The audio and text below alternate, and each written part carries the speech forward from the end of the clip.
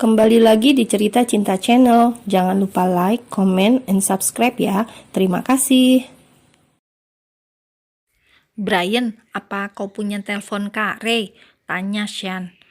Tidak, kita tunggu Kak Ray menelpon ke ponsel kakak, jawab Brian. Mereka menunggu cukup lama, tetapi lampu merah di depan ruang operasi belum juga mati. Brian terlihat mondar-mandir karena khawatir dengan keadaan Gelly. Ray mengirimi Gelly pesan, tetapi Gelly sama sekali belum membalasnya sejak siang. Lalu Ray menelpon Gelly. Halo, jawab Josh. Siapa ini? Tanya Ray. Kak Ray, aku Josh, jawab Josh. Josh, di mana Lily? Tanya Ray. Kakak sedang dioperasi, Kak, jawab Josh. What? Ada apa dengan Lily? Tanya Ray sedikit berteriak karena terkejut. Lalu Josh menceritakan semua kejadian yang menimpa Gelly pada Ray, dan Ray mengumpat kasar mendengar cerita Josh. Ray bertindak cepat. Dia segera terbang malam itu juga ke Swedia menggunakan pesawat komersil biasa untuk mengejar waktu. Ray menyerahkan semua urusan perusahaannya di New York pada 3 asistennya, yang hanya di pikiran Ray saat ini adalah Gelly. Pikiran Ray benar-benar tidak tenang di dalam pesawat, apalagi jarak waktu dari New York ke Swedia sangat lama, yaitu 8 jam penerbangan. Ray bahkan tidak bisa tidur di pesawat. Dia mencoba menenangkan pikirannya dan selalu berpikir positif tentang keadaan Gelly. Dia gadisku yang kuat, bertahanlah Lily, bertahan, gumam Ray sembari menutup wajahnya. Lampu ruang operasi sudah padam. Itu artinya Gelly sudah selesai dioperasi. Sejam kemudian Gelly keluar dari ruang operasi dan dibawa ke ruang ICU untuk dipantau perkembangan selanjutnya. Banyak alat terpasang di tubuh Gelly. Itu membuat mental ketiga remaja itu kembali down. Bagaimana jika terjadi sesuatu yang buruk pada kakak? Suara Shan bergetar menahan tangisnya. Jangan bicara macam-macam, Shan. Kita harus tetap semangat, kata Josh yang paling tenang di antara mereka.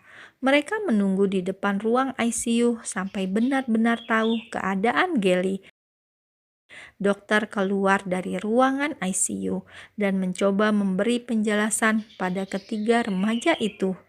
Bagaimana keadaan kakak kami, dokter? Tanya Brian. Kondisinya belum stabil, pisau itu hampir menyobek ususnya, tapi syukurlah ususnya hanya terluka sedikit. Selain itu, dia kehilangan banyak darah karena ada 2 tusukan di perutnya. Berdoalah semoga keadaannya cepat stabil dan melewati masa kritisnya, kata dokter. Shan terduduk lemas di lantai dan bersender di dinding rumah sakit. Keesokan paginya, Ray mendarat di Stockholm, Swedia. Ray langsung menuju rumah sakit di mana Gelly dirawat. Sesampainya di sana, Brian dan Josh tampak masih berjaga di depan ruang ICU, sedangkan Shan harus kembali ke rumah karena dia akan mengikuti ujian sekolah hari ini. Brian, bagaimana keadaannya? Kata Ray dengan wajah lelahnya. Kak Ray, Kak Gelly masih belum sadar, Kak, kata Brian dengan wajah sedihnya. Lalu Ray segera menemui dokter penjaga dan meminta izin melihat Gelly di ruang ICU. Ray melangkah pelan menuju ranjang Gelly. Dia melihat Gelly masih tak sadarkan diri. Banyak alat terpasang di tubuhnya. Ray merasa tubuhnya lemas melihat keadaan Gelly yang tak berdaya seperti itu. Seharusnya aku memaksamu ikut bersamaku, gadis nakal, gumam Ray lirih. Ray berlutut kemudian menggenggam tangan Gelly dan menciuminya. Otaknya blank, tak bisa berpikir apapun. Dia hanya ingin melihat Gelly sadar dan kembali seperti terakhir dia menemuinya. Sedalam inikah perasaanku padamu, Lily? Aku benar-benar tidak sanggup jika sampai terjadi sesuatu yang buruk padamu, batin Ray sedih. Sampai siang, Gelly belum juga sadar. Itu membuatnya tetap berada di ruang ICU. Ray menyuruh Brian dan Josh untuk pulang karena Ray akan menunggu Gelly. Regan menelpon Ray karena Ray tiba-tiba meninggalkan tugasnya di New York dan terbang mendadak ke Swedia. Ray menceritakan semua alasannya. Dia menceritakan tentang Gelly dan hubungan mereka. Regan tampak terkejut dengan kejadian itu, dan Sharon berencana akan datang untuk menemani sang putra di Swedia. Sharon dan Regan masih berada di Swiss, jadi mereka segera ke Swedia karena jaraknya hanya 2 jam penerbangan saja.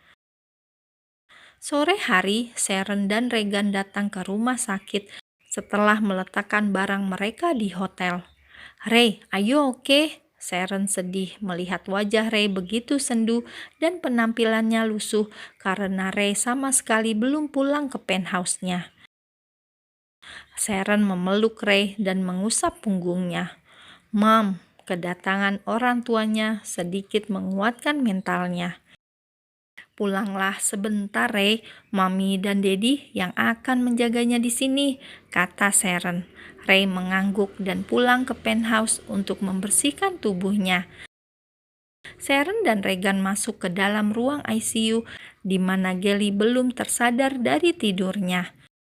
Sharon tampak memandanginya lama, tubuhnya sedikit goyang dan seakan mau jatuh melihat Gelly dengan semua peralatan itu.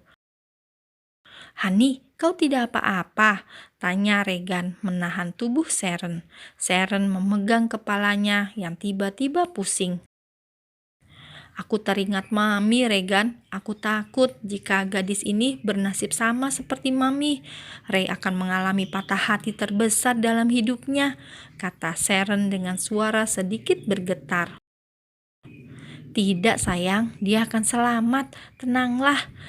Regan berusaha menenangkan Sharon dan kemudian mengajaknya keluar lalu duduk di depan ruang ICU. Regan merangkul bahu Sharon dan menyandarkan kepalanya di bahu Regan. Tak berapa lama Ray kembali ke rumah sakit. "Kau sudah makan, Ray?" tanya Sharon. "Sudah, Mam," jawab Ray. "Kapan kau mengenal gadis ini, Ray?" tanya Sharon. "Beberapa bulan sejak aku datang ke Swedia. Namanya Gelly," jawab Ray sedikit menerawang. "Apa kau mencintainya, Nak?" tanya Regan. "Aku tidak tahu, Dad, tapi melihatnya seperti ini membuat hatiku sangat sakit," jawab Ray lirih. Sharon merangkul bahu sang putra dan mengusap lengannya, berusaha menenangkannya. Beberapa menit kemudian, perawat datang menghampiri mereka. "Tuan, Nona Gelly sudah sadar," kata perawat tersenyum. Ray langsung berdiri dan merasa semua beban di dalam dirinya langsung luruh ketika mendengar Gelly telah sadar. Ray duduk di samping ranjang Gelly. "Hei, kau sudah pulang," kata Gelly dengan suara lemah dan masih berusaha tersenyum pada Ray. "Aku tidak akan meninggalkanmu sendirian lagi, dan aku akan memaksamu mengikutiku kemanapun aku pergi, gadis menyebalkan," tegas Ray kemudian mencium tangan Gelly. "Aku baik-baik saja, Ray, jangan berlebihan," jawab Gelly. "Oh God, kau hampir saja membuatku mati berdiri, dan kau bilang kau baik-baik saja, baby." Gelly hanya tersenyum dan sedikit meringis kesakitan. "Apakah sakit?" Gelly mengangguk dan matanya terpejam. "Tidurlah, aku akan menjagamu di sini." Jawab Gelly singkat, lalu dirinya tertidur kembali. Ray memindahkan Gelly ke ruang perawatan VVIP. "Mom, Dad, istirahatlah dulu. Kalian sama sekali belum istirahat," kata Ray.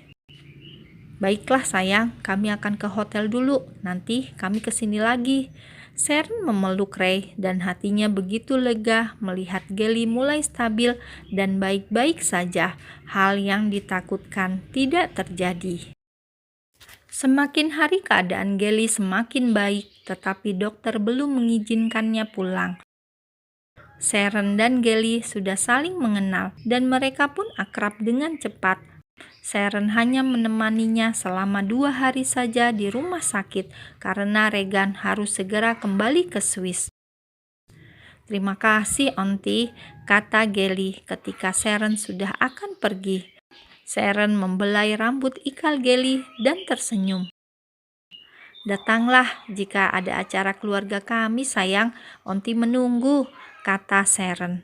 Gelly tersenyum dan mengangguk. Kemudian Sharon pun pamit pulang pada Gelly dan Ray. Begitu pula dengan Regan. Sudah 7 hari Gelly dirawat di rumah sakit dan dokter akhirnya memperbolehkannya pulang. Selama di rumah sakit, Ray memberikan perawat khusus yang merawat Gelly selama 24 jam. Gelly sudah bisa berdiri dan berjalan dengan normal lagi, meskipun kadang rasa sakit di perutnya tiba-tiba datang. "Maaf merepotkanmu," kata Gelly. Kau sangat merepotkanku." Ray menggendong Gelly menuju kamarnya. Luka di perut Gelly belum sepenuhnya kering, jadi dia tetap harus mengganti perbannya setiap hari. "Aku merasa menjadi orang lemah sekarang dan aku benci situasi seperti ini," kata Gelly datar. Gelly sedikit meringis kesakitan ketika Ray mendudukannya di ranjang. "Apa masih sakit?" "Sedikit."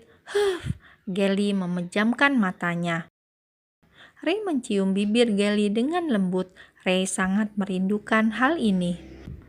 "Kau merindukanku?" Gelly membuka matanya dan menangkup rahang Ray. Ray mencium tangan Gelly dan tersenyum. "Sangat," jawab Ray. Kemudian Gelly mencium bibir Ray. Mereka berciuman lumayan lama. "Kau tidak lapar?" tanya Ray. "Aku ingin makan pizza saja," jawab Gelly. "Aku akan memesannya." Ray mengecup bibir Gelly lalu beranjak dari ranjang. Ray mengambil ponselnya dan memesan pizza secara online.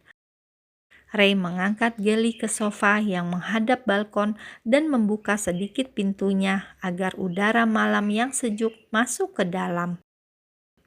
Gelly makan pizzanya bersama Ray. Mereka menghabiskan pizza itu sambil bercengkrama ringan, hal yang sangat dinikmati oleh Gelly.